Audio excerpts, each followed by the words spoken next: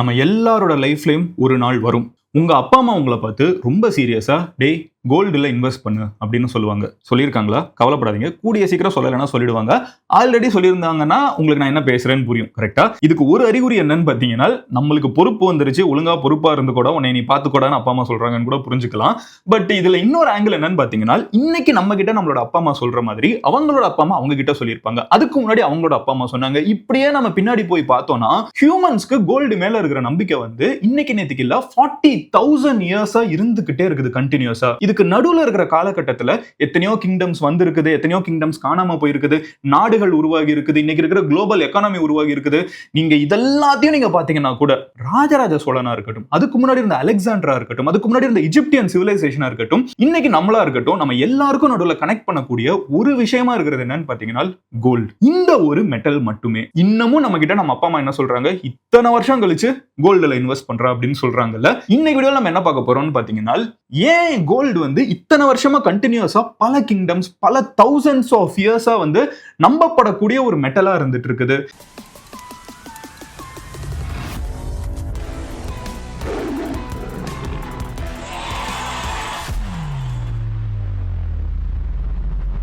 நம்ம வந்து பேசுறதெல்லாம் என்ன, நம்ம 100 இயர்ஸ்க்கு முன்னாடி வந்து இந்தியா வந்து அந்த சுதந்திரம் வாங்கின காலகட்டம்லாம் கிட்டத்தட்ட அந்த டைம். ஒரு 1000 இயர்ஸ்க்கு முன்னாடி ராஜராஜ சோழன், 2000 இயர்ஸ்க்கு முன்னாடி ஜீசஸ், இதெல்லாம் நம்ம 100,000ல பேசுறது. ஆனா எர்த் வந்து மில்லியன்ஸ் ஆஃப் இயர்ஸ்க்கு முன்னாடி ஃபார்ம் ஆனப்போ கோல்டு வந்து ஸ்பேஸ்ல இருந்து வந்து எர்த்ல விழுந்ததா நம்ம நம்புறோம். சோ அது எர்த்ல உருவான ஒரு மெட்டல் கிடையாது, எர்த்துக்குள்ள வந்து விழுந்த ஒரு மெட்டல். ஸ்பேஸ்ல இருந்து வந்து எர்த்துக்குள்ள வந்து விழுந்திருக்குது பல மில்லியன் வருஷத்துக்கு முன்னாடி. இப்படி விழுந்த இந்த மெட்டல் வந்து மண்ணுக்குள்ள பல வருஷமா புதைஞ்சு கிடக்குது. ஓகேவா? இந்த மெட்டலை வந்து நாம 40,000 இயர்ஸ்க்கு முன்னாடி ஹியூமன்ஸ் வந்து 40,000 இயர்ஸ்க்கு முன்னாடி முதல்ல கண்டுபிடிக்கிறாங்க அப்படின்னு நம்மளுக்கிட்ட இருக்கிற ஹிஸ்டரியை வச்சு நம்ம தெரிஞ்சுக்கிறோம். 40,000 இயர்ஸ்க்கு முன்னாடி, அகைன் சொல்றேன், 1000 இயர்ஸ்க்கு முன்னாடி ராஜராஜ சோழன் வாழ்ந்திருக்காரு. நம்ம 40,000 இயர்ஸ்க்கு முன்னாடி கோல்ட கண்டுபிடிக்கிறோம். அப்ப எவ்வளவு பழசா நம்ம கண்டுபிடிச்சிருக்கோம்னு பாத்துக்கோங்க. அத்தனை வருஷமா இது மண்ணுக்குள்ள புதைஞ்சு கிடக்குது. 40,000 இயர்ஸ்க்கு முன்னாடி எடுக்கிற கோல்ட வந்து ஹியூமன்ஸ் வந்து கண்டினியூஸா பல சிவிலைசேஷன்ஸா பல மொத்த கலாச்சாரங்களா பல மொத்த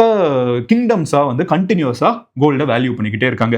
ஏன் இவ்வளவு வேல்யூ பண்றாங்க அப்படின்னு பார்க்க போனப்போ ஃபர்ஸ்ட் ரீசன் நான் சொன்ன மாதிரி வெளியில இருந்து வந்து விழுந்திருக்கக்கூடிய கோல்டு இருக்குல்ல, சோ அது ஒரு பிக்ஸட் குவான்டிட்டி தான் இருக்குது. சோ எவ்வளவு சண்டை போட்டுக்கிட்டாலும் ஒரு பிக்ஸட் குவான்டிட்டிக்கு தான் எல்லாருமே ஆசைப்படுறோங்கிறப்போ பை டிஃபால்ட்டே அதோட வேல்யூ கொஞ்சம் ரைஸ் ஆகுது. ரெண்டாவது ரீசன் என்ன அப்படின்னு பாத்தீங்கன்னா, இப்படி பிக்ஸடா எர்த்துக்குள்ள மண்ணுக்குள்ள புதைஞ்சு கிடக்கக்கூடிய கோல்டு இருக்குல்ல, இதை எடுக்கிறதுங்கிறது எக்ஸ்ட்ராக்ஷன்ங்கிறது ரொம்ப பெரிய ஒரு ப்ராசஸ். நீங்க அப்படியே மணலா அலசி பாத்தீங்கன்னா ஒரு சின்ன துகள் ஆஃப் கோல்டு கிடைக்க வாய்ப்பு இருக்குது. உலகத்திலே அதிகமா கோல்டு கிடைக்கக்கூடிய ஒரு இடம் எதுன்னு பாத்தீங்கன்னா ஆப்பிரிக்கால இருக்கக்கூடிய நாடுகள். ஆனா அவங்க எல்லாம் ரிச் ஆகுறாங்களா? போரா இருக்காங்க. ஏன்னா அந்த எக்ஸ்ட்ராக்ஷனே வந்து அவ்வளோ ஒரு காம்ப்ளிகேட்டடான ப்ராசஸ். அது கார்பரேட்ஸ் வந்து டேக் ஓவர் பண்ணி கவர்மெண்ட்ஸை ஏமாத்தி கரப்ஷன் உள்ள வந்துன்னு சொல்லிட்டு ஆப்பிரிக்கால நிறைய பிரச்சனை இருக்குது.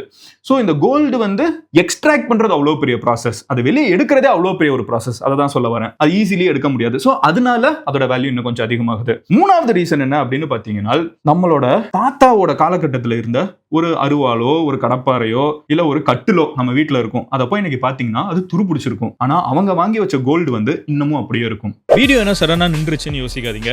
இதுவும் நம்ம சேனல் தான், பட் இது மதன் கௌரி கிளிப்ஸ். ஒரு பெரிய வீடியோவோட முக்கியமான போர்ஷன்ஸை மட்டும் கட் பண்ணி போஸ்ட் பண்ற சேனல். நீங்க ஃபுல் வீடியோவை பார்க்கணும்னு நினைச்சீங்கன்னா இங்க இருக்கிற கார்டை கிளிக் பண்ணலாம். ஆர் கீழே இருக்கக்கூடிய கமெண்ட் செக்ஷன்ல லிங்க்கும் இருக்கும், டிஸ்கிரிப்ஷன்லயும் லிங்க் இருக்கும். அதையும் கிளிக் பண்ணி மெயின் சேனல்ல ஃபுல் வீடியோ பார்க்கலாம்.